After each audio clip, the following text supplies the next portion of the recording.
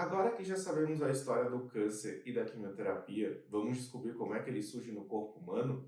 Nesse vídeo, iremos conversar sobre a iniciação do tumor e algumas das terapias disponíveis. Então, sem mais, vamos para o vídeo.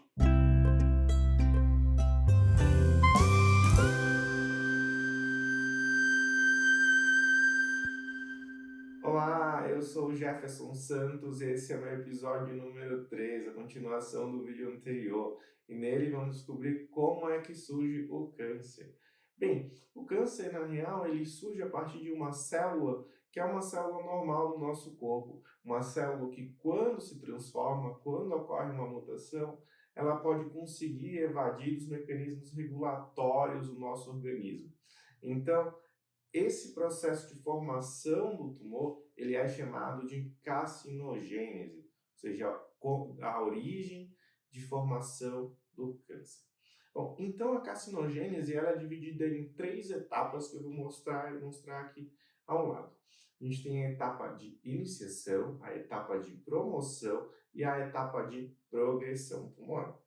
O processo de iniciação ocorre quando uma célula normal ela sofre algum tipo de dano ao seu DNA. E esse dano pode ser causado por vírus, como por exemplo o vírus do HPV, algumas bactérias, substâncias químicas, radiação. E esse dano ao DNA ele tem que ser capaz de promover algum tipo de ganho para a célula, ou seja, tem que ser uma sequência do DNA que promova algum ganho, por exemplo, ganho de proliferação, ganho de sobrevivência. E aí, a partir disso, ocorre essa primeira iniciação de célula pré-maligna. Entretanto, o corpo, através da vigilância imunológica, ele tem o poder de começar a eliminar essas células. Então, o processo de iniciação é um processo em que ocorre um dano, a célula pode ser eliminada, mas quando a vigilância imunológica ela não ocorre, quando essa célula não é eliminada por vias fisiológicas, ela vai começar a proliferar e entrar num estado de promoção. Esse segundo estágio de promoção nada mais é do que uma proliferação dessas células com perfil mutado e começa a ocorrer algumas mudanças, a começar a acumular um pouco mais de mutações e algumas alterações epigenéticas que fazem com que essa célula continue a crescer.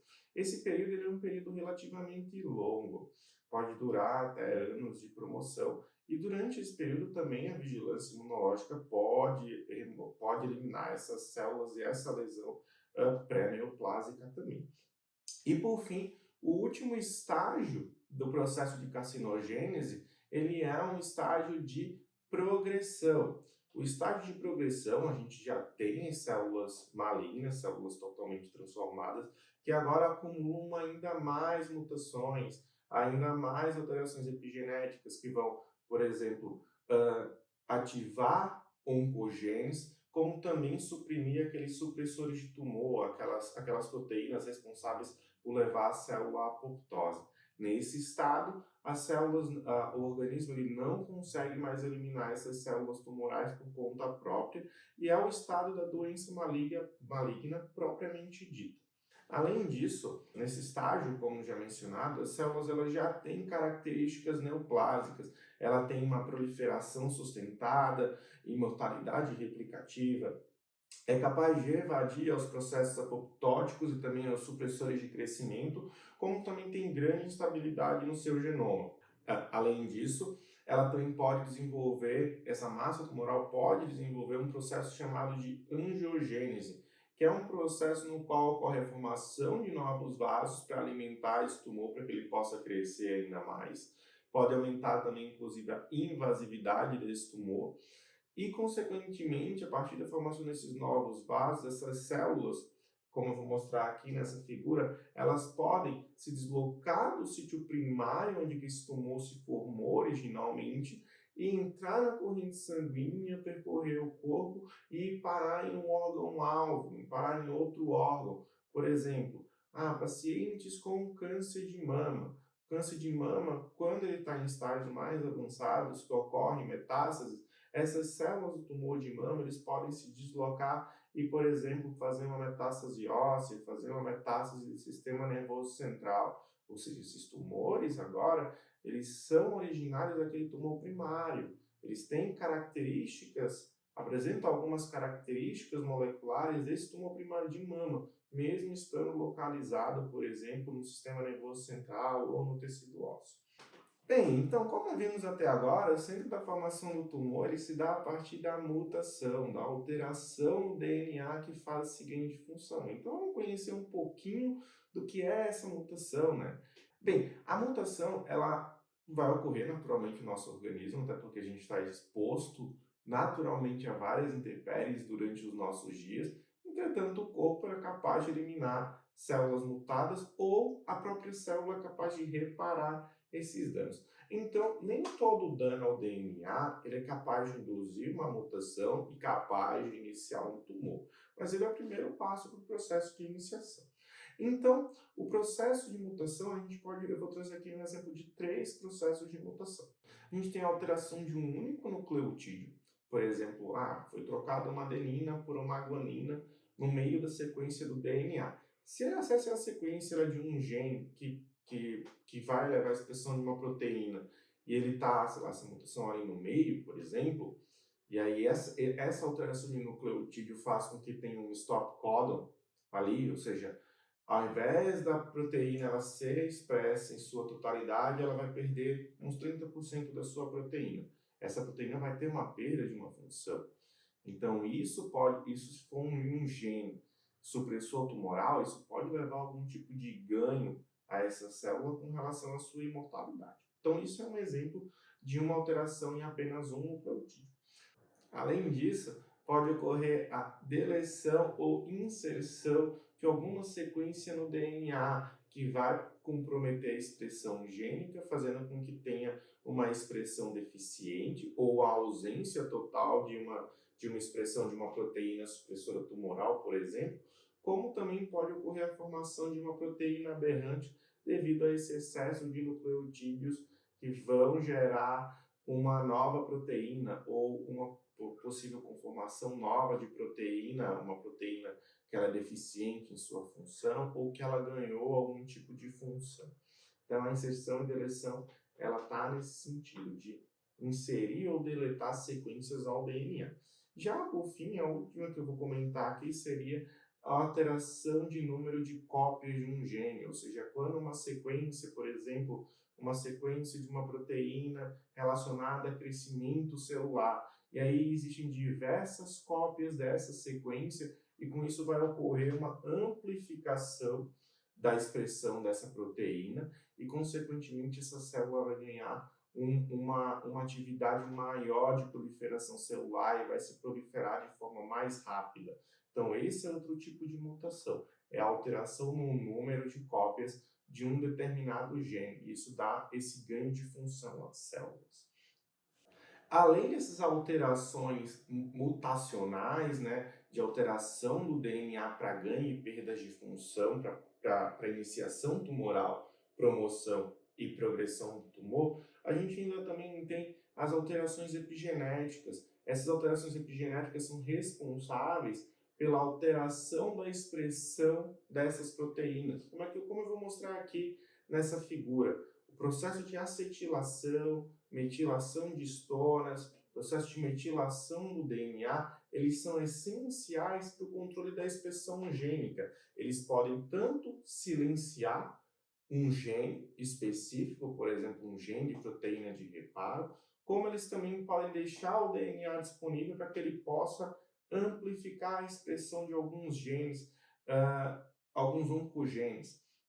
Então, as alterações epigenéticas são extremamente importantes para regular a expressão gênica dentro da célula. Agora que já sabemos como os tumores surgem, como ocorre esse processo de mutação e alterações epigenéticas que vão dar ganho de função a essas células, vamos então entrar em algumas características que podem gerar alguns tipos de dúvida. Então, a primeira questão é o que são tumores benignos e o que são tumores malignos que a gente ouve tanto falar por aí. O tumor benigno nada mais é do que o tumor já formado, só que essas células que sofreram um processo de mutação e proliferação, essas células, elas têm uma proliferação mais lenta, em geral, do que o tumor maligno. Essas células, elas têm um menor grau de anaplasia, ou seja, elas são mais parecidas com o tecido original. Além disso, essa massa tumoral ela é uma massa delimitada, encapsulada, ela é mais uma massa de expansão, ela vai crescendo, mas ela não tem a capacidade de invadir os tecidos. Num primeiro momento, pode parecer que ele não é um tumor grave, mas isso depende muito da localização desse tumor. Se esse tumor, no momento em que ele está se expandindo, ele está comprometendo alguma área do corpo vital ou algum órgão vital. E aí isso pode levar a uma perda de função. Ele pode se tornar mais grave, mesmo sendo um tumor benigno. Já um tumor maligno, ele é um tumor com alto grau de anaplasia, ou seja, ele tem uma diferença muito grande das células originárias daquele tecido. Ele não é encapsulado e ele invade os tecidos, ele vai penetrando os tecidos. E isso faz com que esse tumor ele tenha um alto grau de invasão e tenha um potencial muito grande de fazer metástase, que é sair do local de origem e se situar em outro órgão específico. Então, como podemos observar, o câncer é uma doença extremamente heterogênea. Ela pode surgir em diferentes órgãos e tecidos, com características distintas, com diferentes graus de mutação e de alterações epigenéticas que vão impactar diretamente no fenótipo dessas células e, consequentemente, também impacta no nível de malignidade dessas células. E por isso, existem diversas estratégias terapêuticas para o combate dessa doença. Então, vou comentar um pouquinho aqui sobre a questão da quimioterapia, mas hoje em dia a gente tem um vasto arsenal terapêutico para tratamento do câncer. Algumas dessas classes terapêuticas são mais antigas, mas também temos classes terapêuticas desenvolvidas recentemente com alto poder de precisão. Então, vamos comentar um pouquinho sobre algumas classes terapêuticas que existem na atualidade. Bom, a primeira que eu trouxe aqui são dos agentes alquilantes, que aí a gente tem como exemplo a ciclofosfamida e a ifosfamida. Eles são agentes que inserem grupos alquil no DNA, geralmente ali na guanina, na posição do nitrogênio 7 ou do oxigênio 6, e a inserção desses grupos alquil ou grupos etila leva a quebras no DNA, e aí essas quebras, dependendo da quantidade de quebras que ocorrem na fita do DNA, inicia-se o processo de apoptose. Além disso, ainda temos alguns grupos como os antimetabólitos, que a gente pode considerar o metotrexato, que é um antifolato, e acaba inibindo a síntese ali de alguns nucleotídeos e, consequentemente, diminuindo a proliferação celular por diminuir a replicação do DNA. Também temos os alcaloides da vinca, que se ligam às tubulinas e impedem que formem os microtúbulos ali na metáfase, impedindo que ocorra a separação das cromátides irmãs no processo de mitose, e aí, consequentemente, a célula para de se dividir e entra em apoptose também. Como também tem terapias um pouco mais novas, como os anticorpos monoclonais, que são terapia alvo específica, como, por exemplo, o bevacizumab, como também os inibidores de tirosina sinase, como, por exemplo, o imatinib. E, por fim, cabe ressaltar que, apesar de a gente ter uma vasta quantidade de medicamentos e classes terapêuticas disponíveis na luta contra o câncer, essa doença é uma doença que tem uma capacidade muito grande de gerar resistência ou tolerância, muito por processos mutacionais, como já falado anteriormente, então eles são importantes no processo de iniciação e progressão tumoral, mas também são importantes no desenvolvimento de resistência, como também pelas alterações epigenéticas que vão aumentar ou diminuir a expressão de proteínas específicas.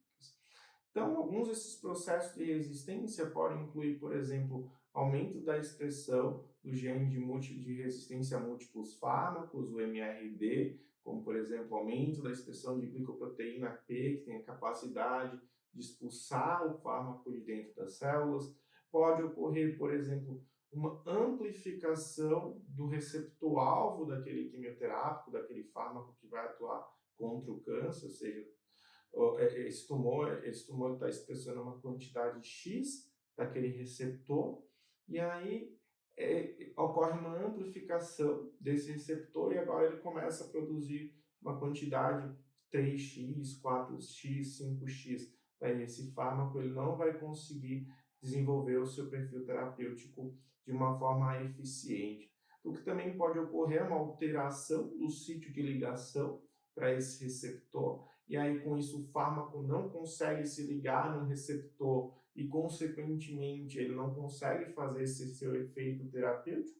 Então, também pode ocorrer a inativação do fármaco dentro das células ou inativação de processos relacionados à apoptose, porque alguns fármacos precisam que o processo de apoptose esteja íntegro para que ele possa fazer o seu efeito.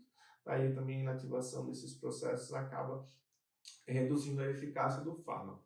Como também pode-se aumentar a expressão de proteínas relacionadas ao reparo do DNA. Aí um exemplo que eu trago para vocês aqui é a temozolomida em gliomas. Essa temozolomida faz metilação no DNA das células para ocorrer a quebra, entretanto, as células podem expressar uma proteína chamada, aumentar a expressão dessa proteína chamada MGMT, pode remover esse grupo metil, ou seja, reparar esse dano que o fármaco causou. Então, os processos de resistência eles são os mais variados possíveis e, obviamente, depende do tipo de fármaco para que eles ocorram. Ou seja, assim, vai ter um processo de resistência específico para o tipo de fármaco que está sendo administrado. Diante de tudo isso, podemos ver que o câncer é uma doença extremamente complexa e se torna um desafio muito grande para os pesquisadores e profissionais da área da saúde combaterem essa doença de uma forma eficaz. Entretanto, as pesquisas elas hoje continuam a todo vapor, tentando desenvolver novas terapias cada vez mais eficazes no combate do câncer e com o melhor perfil terapêutico também. Por fim, agradeço muito a participação de todos vocês, muito obrigado e até mais.